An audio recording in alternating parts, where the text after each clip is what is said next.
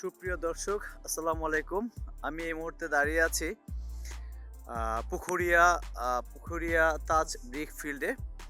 তো এখানে দেখতে পাচ্ছেন শীতের তীব্রতা এমনই বেড়েছে যে ঘন কুয়াশা এখনও কাটে নাই।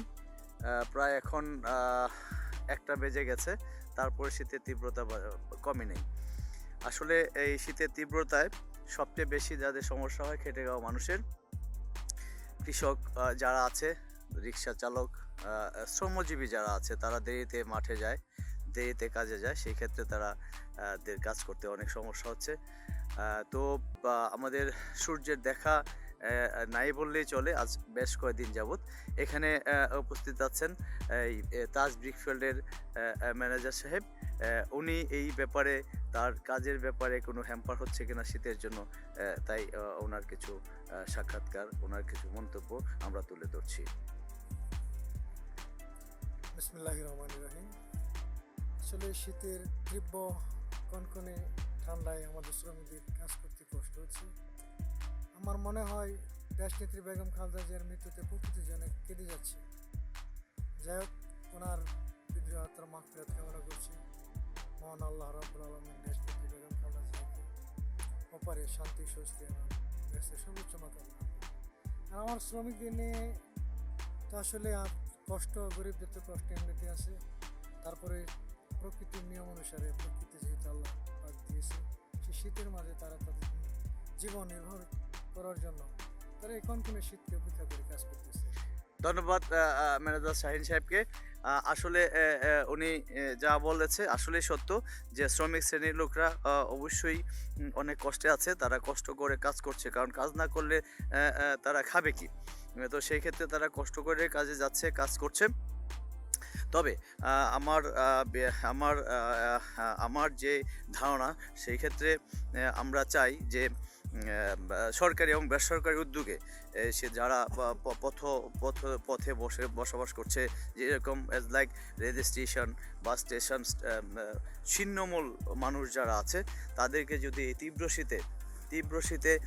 তীব্র শীতে যদি গরম কাপড়, কম্বল দেওয়া হতো, তাহলে হয়তো বা আরও ওরা শীতের যে প্রকোপ থেকে বাঁচতে পারতো।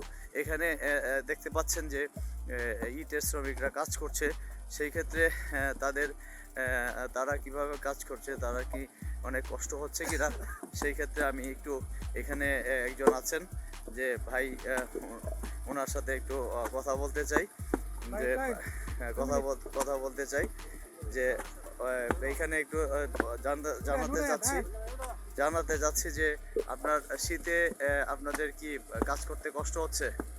কষ্ট তো কিছু হচ্ছে শীতে কাজ করতে, প্রচুর শীত, ঠান্ডা, বাতাস, অনেক কষ্ট হচ্ছে আমাদের। আচ্ছা, থ্যাংক ইউ। ঠান্ডা বাতাস, এই জন্য তাদের খুব কষ্ট হচ্ছে। আমি দেখানোর চেষ্টা করছি এখানে অনেক শ্রমিকরা কাজ করছে। আসলে শীতের প্রকোপ অনেক বেড়েছে। বিশেষ করে শীতের প্রকোপে হাসপাতালগুলোতে ঠান্ডাজনিত রোগ ছড়াচ্ছে। বিশেষ করে ডায়রিয়া, সর্দি, কাশি এগুলো ছড়াচ্ছে। হাসপাতালে অনেক রোগী, হাসপাতালেও দেখেছি, আমরা ঘুরে দেখেছি, হাসপাতালে অনেক রোগী, শীতের প্রকোপে অনেক রোগী বেড়ে যাচ্ছে। যে এখানে একজন শ্রমিক আছে। শীতের প্রকোপে কেমন লাগছে? শীতের জন্য কাজ করতে সমস্যা হচ্ছে না? আচ্ছা আচ্ছা আচ্ছা।